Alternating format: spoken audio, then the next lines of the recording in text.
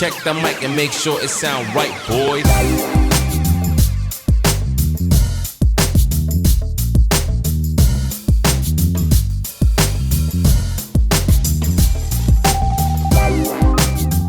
Maybe there's a bunch of crabs on the highway and guys had to get out and clean up all the crabs.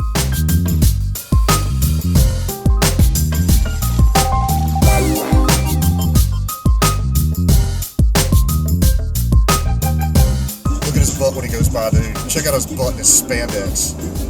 I bet it stinks. Correct.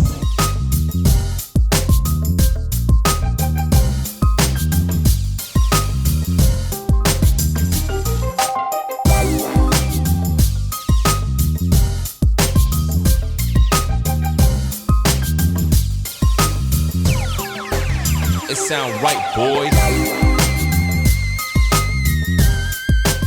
Cameraman's taking a shit in a bucket in the back of the van.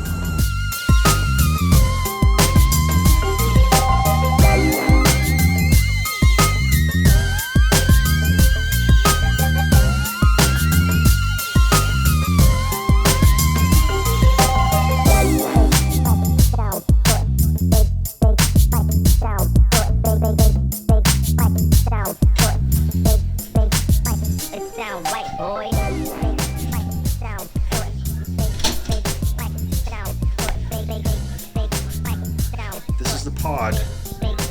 Not a bad view, considering, but it is. This doesn't even do it justice in terms of size. It's really small, but it's perfect.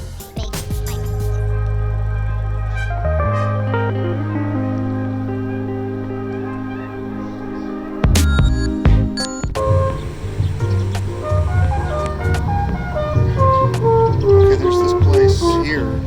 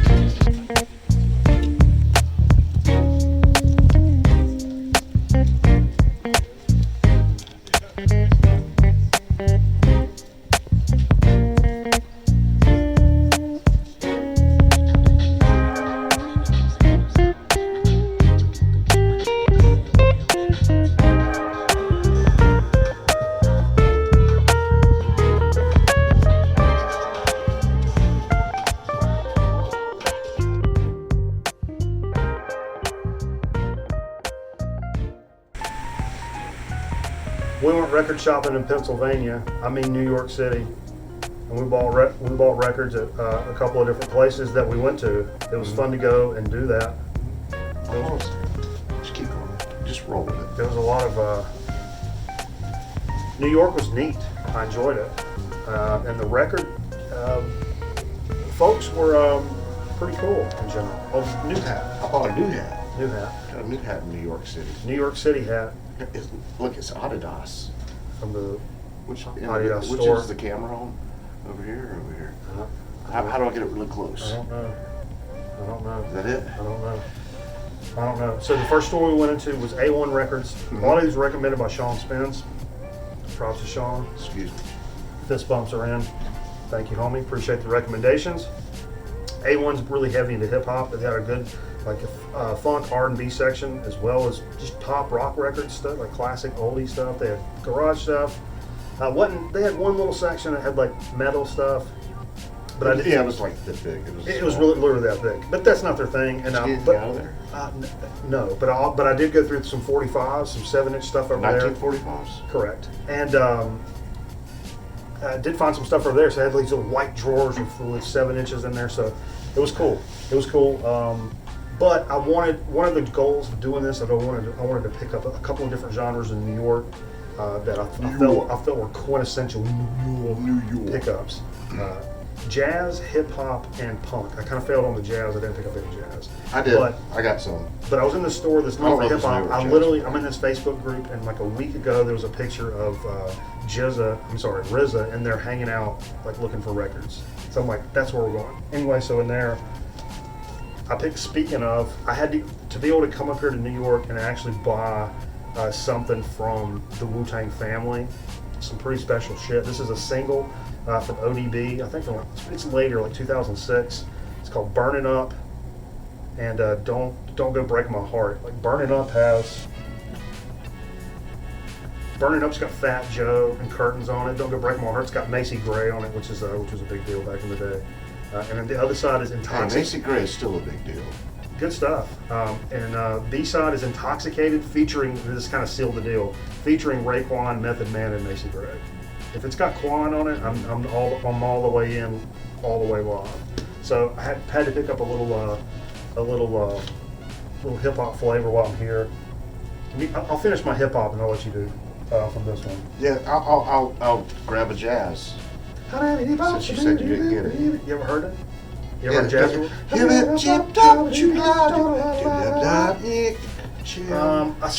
I specifically was looking in the section for that had the Biz Markie stuff in it, and there was a lot of 12-inch singles in there, but a lot of them. I love buying singles, but at the same time, I like getting a couple of tracks and then maybe like a bonus track or something. If it's like 4 or 5 versions of literally one track, it's got the clean, it's got the radio, it's got the instrumental, and it's got the. I mean, that's cool, and if I can pick that up for 50 cents, cool. But I'm not going to spend. I'm not going to put that on. I'm not going to spend dollars, even though I know they're collectible and they're cool too. But you got to put. And I thought that's what this was, but I'm not really sure what it is, to be honest with you. It just says Biz Markie, Cold Chillin'. Now we haven't spun any of these up yet, obviously. I don't know. I mean, a lot of this was kind of just. I've got some stuff in there. I have no idea. This room, by the way, it's 218 feet. Okay. Now my hand is touching the, let's just say the north wall. And I'm touching the wall. And Mike's touching the wall. And my hand is past his face. This is a tiny. You wouldn't believe it. If we hadn't worked so hard to get a decent shot, we would give you a little tour of the room.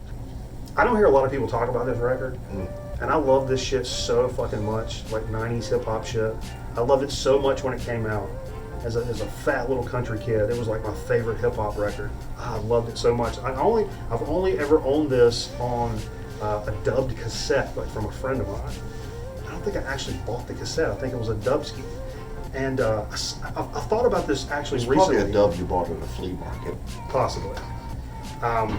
But I thought about this recently, and I kind of looked it up. That like, has there ever been a repress of this record? I've never seen the OGs around, and I know '90s records. That's kind of tough to come by a lot of times. 1990s. Correct.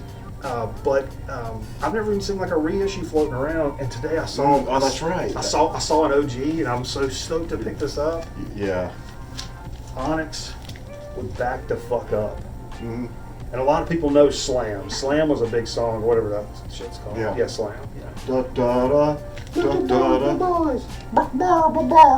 But yeah, I thought this album went incredibly hard in the '90s, and I bumped this in my truck so much, and it was so nostalgic for me.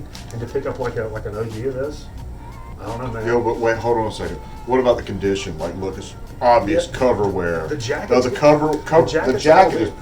It's just about blown out. I don't know about a collector's. I don't know if this is collector's. It's not an ideal copy. No. but it's something The vinyl looks great though. something you never thought you'd find in All right, in go the for wild. some stuff you got at the same place. Same place. Yeah. A1.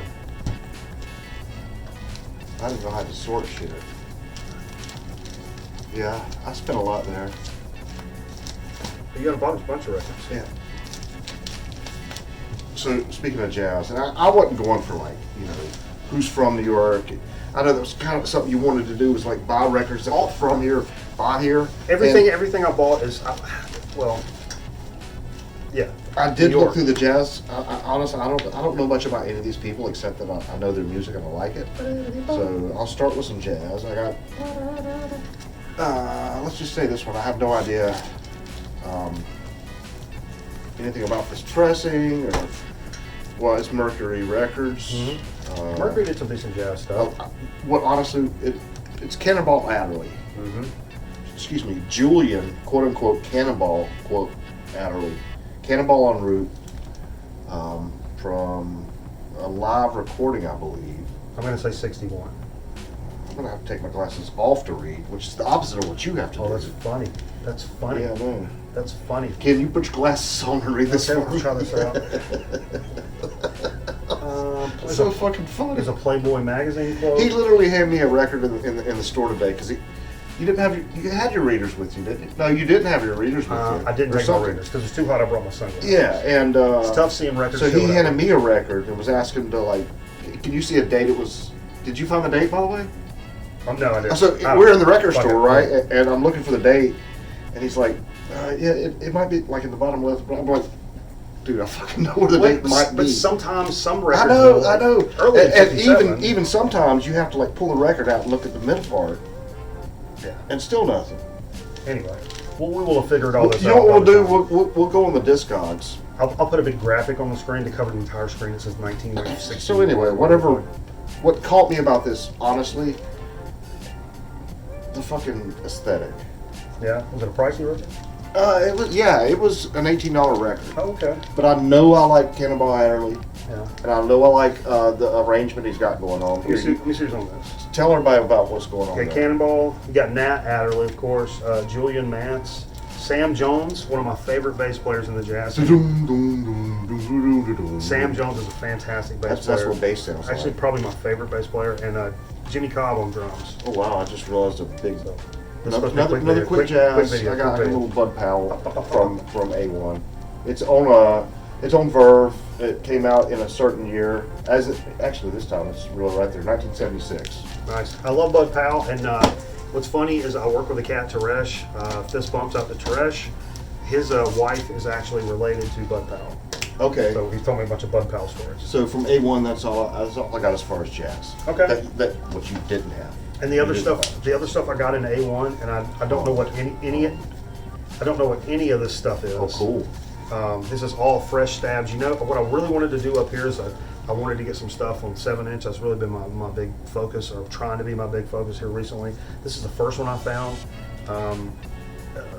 Lech Patrol.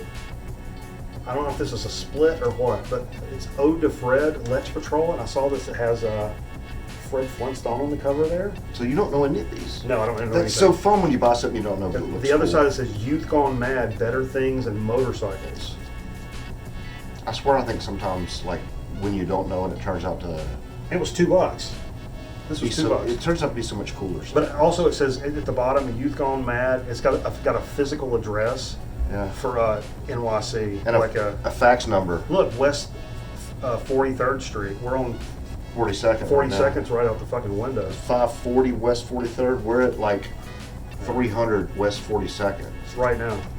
Yeah, we're filming this in New York City, by the way. Can you see the buildings? We're in Manhattan. It took us a long time to like make sure you could see that we were We're in sitting the- next to buildings. We're in Manhattan.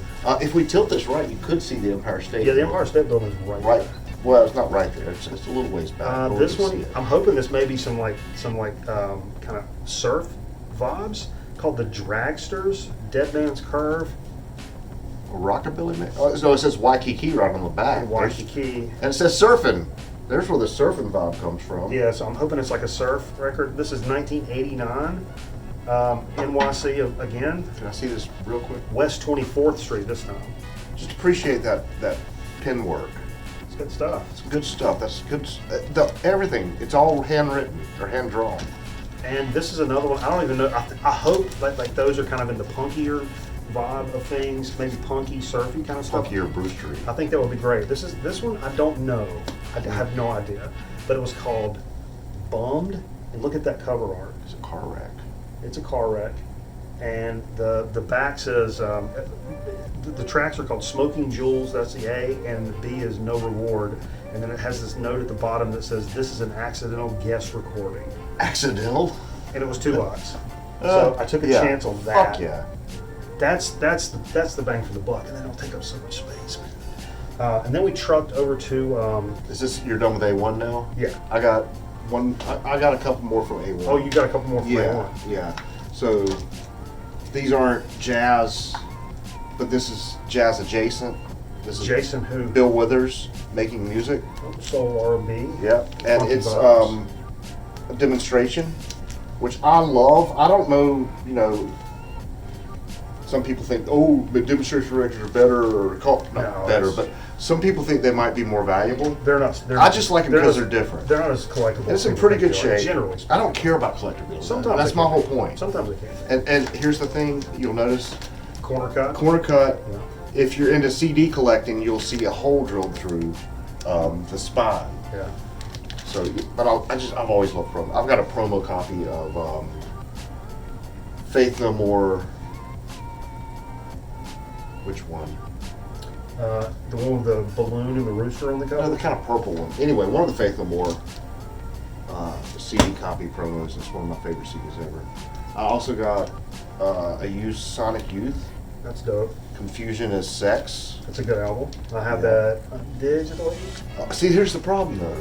Even though I know like they have their ties and whatnot, because I think Sonic Youth stands for New York City, right? There's an NY and a C in the middle, so it's like an anagram or something. But this is made. This is made in England in 2012.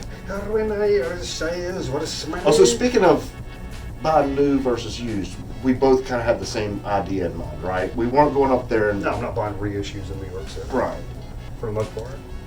Now, Buying used. See, digging to me is like buying used. yeah. I don't go up to the fucking new section and dig No, something. Well, sometimes actually. I do, but that's not. Speaking of which, I got. But I didn't come to New York City to do that. Yeah, I got this. Here's one more from A1. I have this record. Laurie Anderson. Love Laurie Anderson. An early record night staple. Storage low.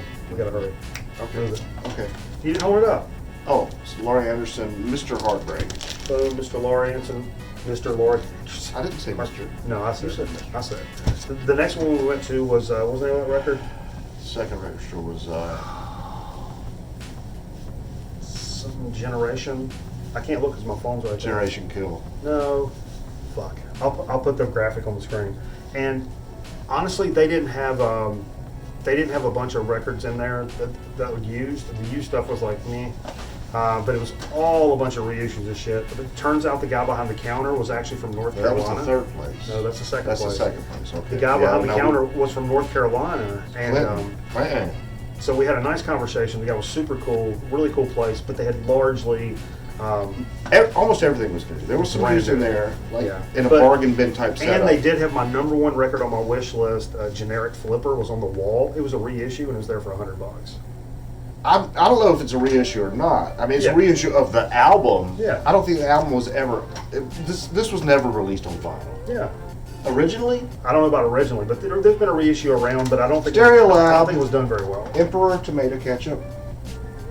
Yeah. They also had Mars Audiac Quintet, which were these two albums were so influential for me.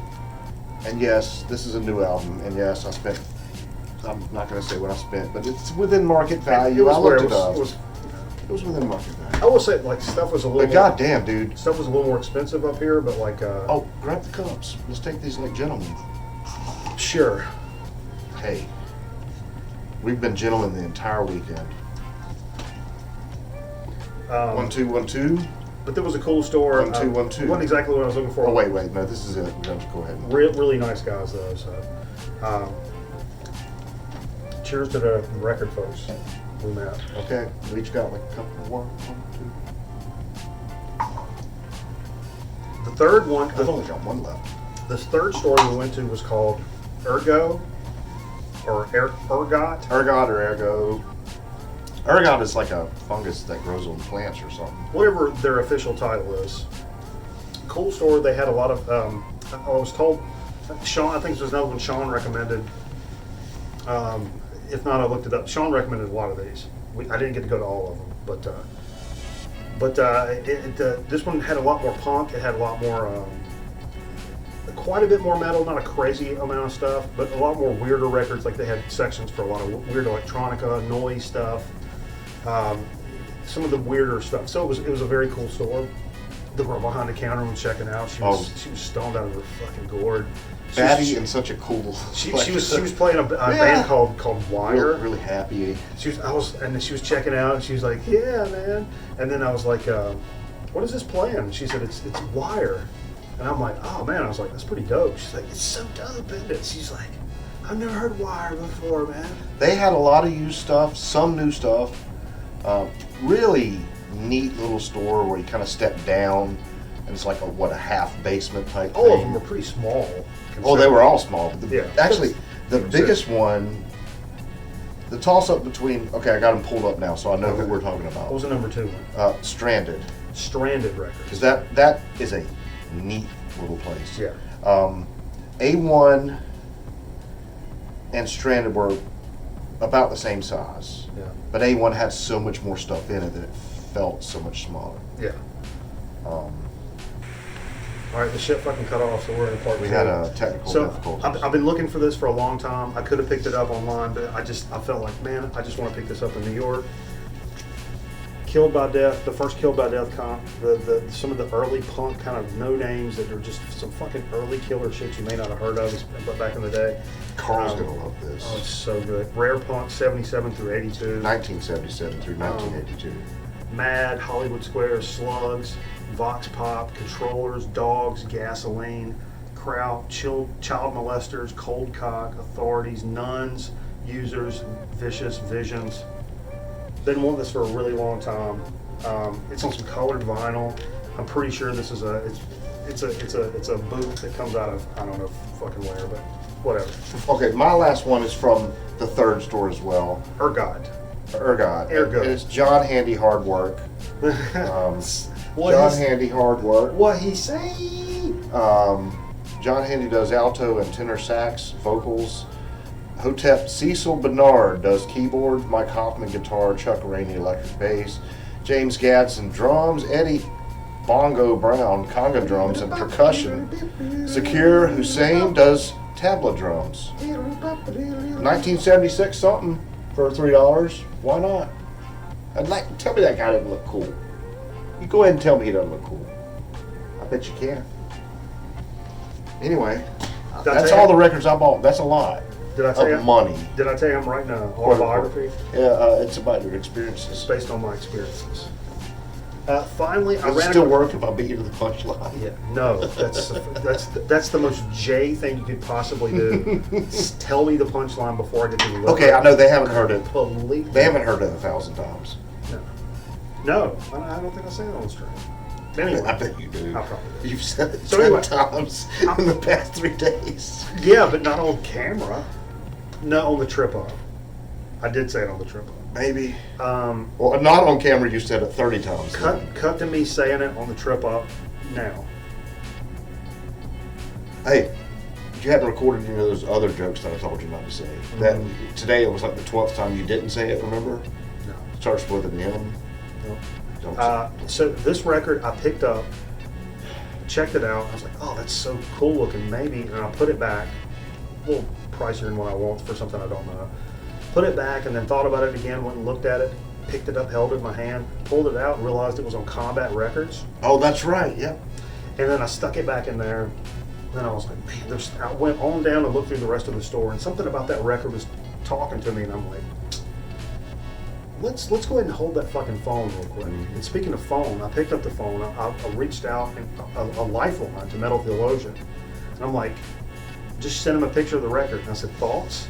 And he said, that's a really good record. He's like, I really dig it. And like, I said, well, I'm up in NYC and they got it for 35. And he's like, oh, 100% 35.